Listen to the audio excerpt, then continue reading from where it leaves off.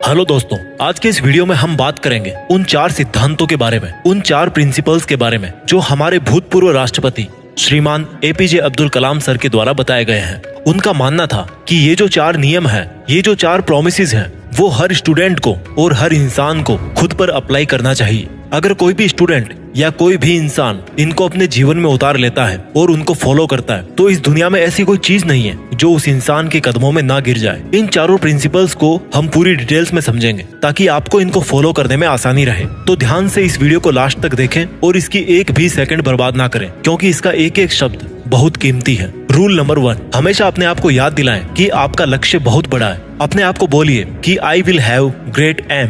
दोस्तों, सन 1958 की बात है। डॉक्टर एपीजे अब्दुल कलाम एक पायलट बनना चाहते थे। उन्होंने मेहनत करके पायलट बनने के लिए सारी परीक्षाएं पास कर ली, लेकिन पायलट की वैकेंसी में केवल 8 सीट ही थी और डॉक्टर एपीजे अब्दुल कलाम 9वें नंबर पे थे।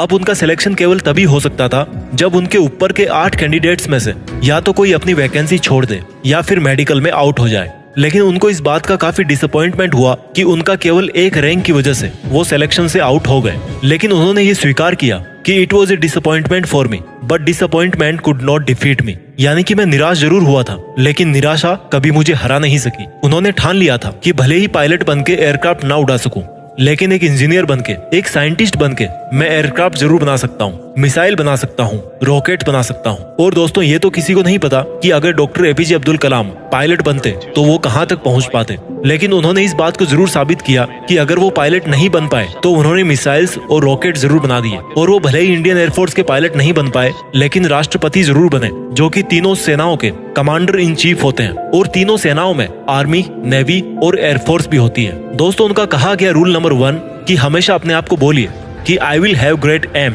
मैं अपना लक्ष्य ऊंचा रखूंगा। ये प्रॉमिस हमेशा अपने आप को याद दिलाते रहें।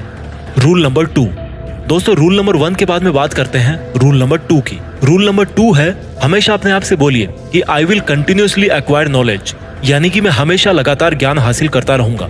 दोस्तों, अब उनके इस दूसरे रूल को हम उन्हीं की जीवनी से समझते हैं। डॉक्टर एपीजे अब्दुल कलाम को मिसाइल मैन के नाम से भी जाना जाता है। वो एक इंजीनियर थे, एक वैज्ञानिक थे। उन्होंने बहुत सारे मिशंस को लीड किया और सक्सेसफुल भी रहे। उन्होंने पद्म भूषण, पद्म विभूषण और भारत रत्न जैसे हाईएस्ट सिविलियन अवार्ड जीते। वो भारत के 11वें राष्ट्रपति भी बने। लेकिन इसके बावजूद भी उन्होंने ये माना कि वो अपने आप को एक टीचर समझते हैं, वो अपने आप को एक अध्यापक समझते हैं। और उनको सबसे ज्यादा खुशी तब मिलती है जब उनका कोई स्टूडेंट PhD पूरी कर लेता है। यानी कि उनकी लाइफ में अगर सबसे ज्यादा जरूरी कोई चीज थी तो वो थी education, knowledge.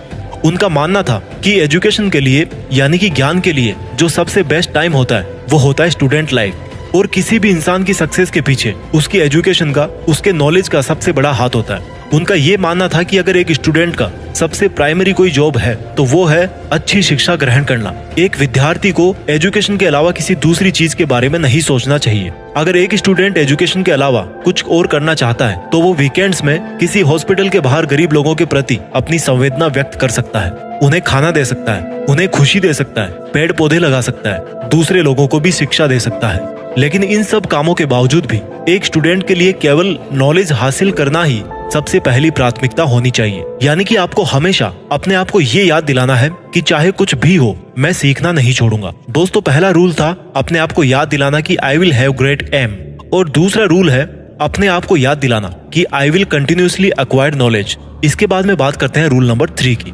Rule number 3, doctor APJ Abdul Kalam का तीसरा नियम था कि अपने आप से हमेशा ये प्रॉमिस करें कि मैं हमेशा हार्डवर्क करता रहूंगा, यानी कि I will do hard work. दोस्तों, 1973 की बात है। विक्रम साराभाई अंतरिक्ष केंद्र के चेयरमैन प्रोफेसर सतीश धवन ने डॉक्टर एपीजे अब्दुल कलाम से कहा कि हमें एक सैटेलाइट लॉन्च व्हीकल बनाना है, यानी कि एक ऐसा रॉकेट जिसमें हम सैटेलाइट रख करके उसको अंतरिक्ष में भेज सकें। डॉक्टर एपीजे अब्दुल कलाम ने इस काम को पूरी जिम्मेदारी के साथ स्वीकार किया। वो इस प्रोजेक्ट और मिशन के डायरेक्टर थे, यानी कि पूरी टीम को उनके नीचे काम करना था। उनके नीचे 1000 से भी ज्यादा दूसरे इंजीनियर थे और करीब 10,000 वर्कर थे। इनके अलावा भी ऐसे बहुत सारे लोग थे जो इनडायरेक्टली इस मिशन से जुड़े हुए थे। इतनी बड़ी टीम को 6 साल का वक्त लगा प्रोजेक्ट शुरू करने से लेकर लॉन्च के दिन तक। 17 अगस्त 1979 इस तारीख को सैटेलाइट लॉन्चर का टेस्ट होना था। लॉन्च के 8 मिनट पहले सारा कंट्रोल कंप्यूटर के हाथों में दे दिया गया, लेकिन उसी वक्त एक चेतावनी आई कि लॉन्चिंग में कुछ दिक्कत है। लॉन्च के ठीक 4 मिनट पहले ये डायग्नोस किया गया कि लॉन्चर में कुछ लीक्स हैं। लेकिन उनके टीम के जो एक्सपर्ट थे उनकी ये राय थी कि लीक्स के बावजूद भी रॉकेट में इतना सफिशिएंट ऑक्सीडाइजर है कि वो अपना लॉन्च जारी रख सकते हैं। और मिशन लीडर होने की वजह से डॉक्टर कलाम को ये डिसीजन लेना पड़ा कि वो रॉकेट को लॉन्च करेंगे। लेकिन लॉन्च के कुछ मिनट्स बाद ही वो रॉकेट पृथ्वी की कक्षा में ना जाकर बंगाल की खाड़ी में जाकर गिर गया। 6 साल की मेहनत, हजारों लोगों के कई लाखों वर्किंग आवर्स, जनता का पैसा और मिशन फेल हो गया 2 मिनट में। लेकिन जैसा कि डॉक्टर एपीजे अब्दुल कलाम रूल नंबर 3 में बताते हैं कि हमेशा अपने आप को याद दिलाते रहें कि आप कड़ी मेहनत करते रहेंगे। ठीक उसी नियम का अनुसरण करके डॉक्टर कलाम ने अपनी टीम के साथ 1 साल और कड़ी मेहनत करी और प्रोजेक्ट के शुरू होने के 7 साल बाद आखिरकार उन्होंने साबित करके दिखाया कि कड़ी मेहनत आपकी असफलता को सफलता में बदल सकती है। यानी कि दोस्तों, हमेशा अपने आप से कहते रहें कि I will do hard work. 4 rules में से 3 रूल्स हमने समझ लिए। रूल नंबर 1 था, हमेशा अपने आप से कहें कि I will have great aim. Rule number 2, हमेशा अपने आप को याद दिलाएं कि I will continuously acquire knowledge.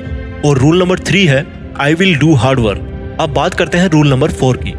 Rule number 4, दोस्तों, जो कहानी मैंने आपको रूल नंबर 3 में बताई, जिसमें 7 साल बाद जाकर मिशन सफल हुआ, वहीं से निकल के आता है रूल नंबर 4, यानी कि हमेशा अपने आप को ये याद दिलाते रहें कि आई विल प्रिजर्वेयर एंड सक्सीड। प्रिजर्वेयर का मतलब है लगातार काम करना, चाहे कितनी भी मुसीबत आए, कॉन्स्टेंटली आगे बढ़ते रहना, अपने शब्दों पे और अपने वचनों पे कायम रहना। किसी में इतनी हिम्मत ना हो कि आपके हौसलों को कम कर सके। हम में से ऐसे बहुत सारे लोग हैं जिनकी आंखों में कुछ सपना है, जो कुछ करना चाहते हैं, वो काम करना शुरू करते हैं अपने सपनों पर, लेकिन समय बीतने के साथ साथ उनकी विल पावर कम होती जाती है। दोस्तों, आपको किसी भी कीमत पे अपने हौसलों को नहीं टूटने देना है। डॉक्टर एपीजे अब्दुल कलाम का मानना था कि आप तब तक अपनी जिद मत छोड़िए जब तक आप अपने लक्ष्य तक नहीं पहुंच जाते। और आपका लक्ष्य है आपकी यूनिकनेस, आपका सबसे अलग होना, आपकी पहचान सबसे अलग होना। और आपके इस यूनिक बनने के सफर में आपकी मुसीबतों का सबसे अहम रोल होता है। अगर आपने अपनी मुसीबतों से डरना छोड़ दिया, उन पर से ध्यान हटाकर उनके हल के बारे में सोचना शुरू कर दिया और उस पर काम करना शुरू कर दिया, तो आप किसी ना किसी दिन इस दुनिया में सफल जरूर हो जाओगे। दोस्तों, इस वीडियो के लास्ट में मैं इन 4 रूल्स को रिवाइज कर देता हूँ। रूल नंबर 1, अपने आप को याद दिलाएं कि आपके पास में एक बहुत बड़ा सपना है। You must have a big dream. Rule number 2, अपने आप को हमेशा याद दिलाएं कि आपको कभी सीखना नहीं छोड़ना है। Means you must continuously acquired knowledge. Rule number 3, कड़ी मेहनत करें, मेहनत में कोई कमी ना छोड़ें। और रूल नंबर 4, उस मेहनत को लगातार करते रहें। और ऐसा अगर आप करते रहोगे तो आप एक दिन जरूर सफल हो जाओगे। दोस्तों, आज हमारे बीच में मिसाइल मैन, इंजीनियर, वैज्ञानिक और भूतपूर्व राष्ट्रपति डॉक्टर एपीजे अब्दुल कलाम सर नहीं है।